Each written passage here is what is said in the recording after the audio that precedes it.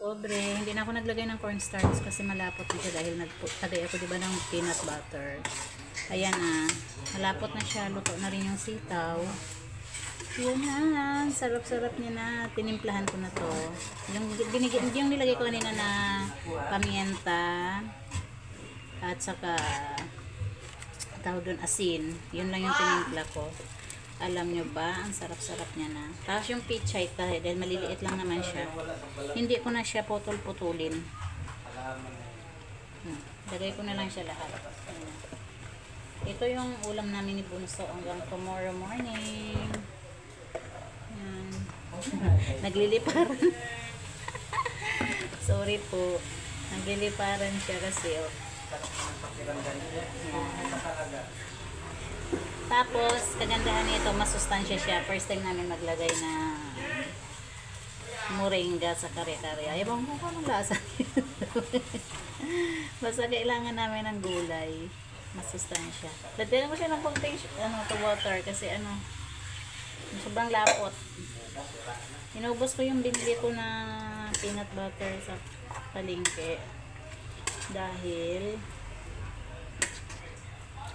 masasayang lang. Wala kasi kaming ref Pobre lang talaga kami mga kapobre. Pag may mga extra kaming ulam, nakikishare lang namin sa aming ka-boardmate.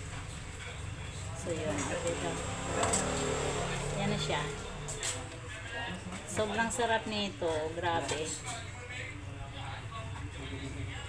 Pastor Timo. Alam mo yan. Nagluto ako nito. Special mention kay Pastor Timo. Siya yung nag-ano sa akin kasama ng vegetarian.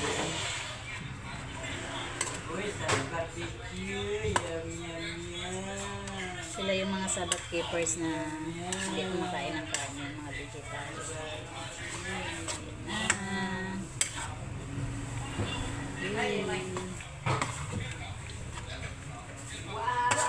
Hindi ko siya tinatakpan para hindi siya na-overcook yung gulay. Kasi pag tinakpan siya, matik siya na. Kaya ang sarap ng pagkalapot niya, diba? Sticky masyado. So, wait lang natin siya na kumulo. Kasi palakasan ko na yung apoy.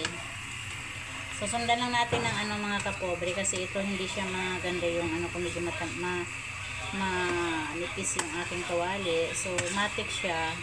Basta ganun-ganun na natin. Hindi lang siya dapat didikit yung sauce dun sa ilalim kasi papait siya.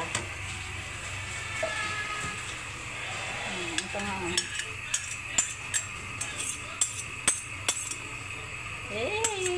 Sarap mga kapobre. Alam niyo ba magkano na itong ginastos ko dito? Sobrang mahal talaga niya, promise.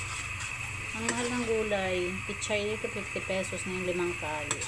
10 ang isa. Ang talong 150 ang kilo. My gosh. Bala ko pa nga ito dapat na ninalagyan ng stock fry. Ayaw niya na.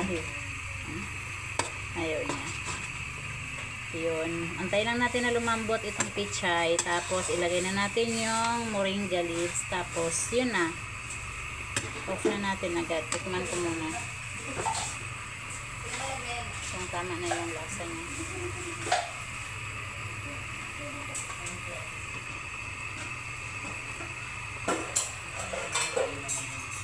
Ay nako, hindi siya maalat. Tamang-tama lang. Patikman ko sa aking bunso.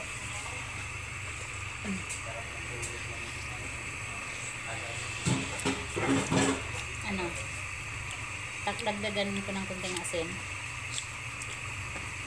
Kaya ko kasi ng maalat na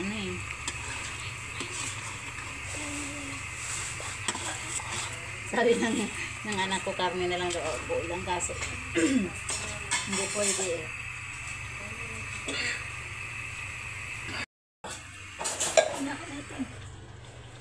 Susunod. Bilis mo masunod. Ay, hindi pala Pobre, okay na yung pichay natin, luto na. Pangit kasi siya pag na-overcook. Gusto ko yung laging malutong. Ilagay na natin itong moringa leaves. Lah, ano ba itong moringa leaves ng anak ko? Lah, wala stick. Ang lalaki ng himay niya. Ayan. Very, ano to, full of nutrients. Alam niyo naman kung gaano ka, ano yan, masustansya ang moringa, di ba mga kapobres? Yun.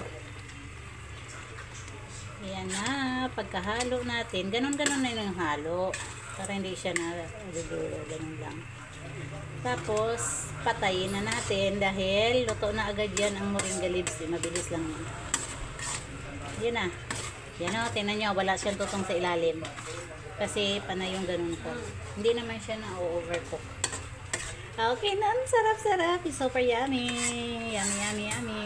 Bye mga kapobre.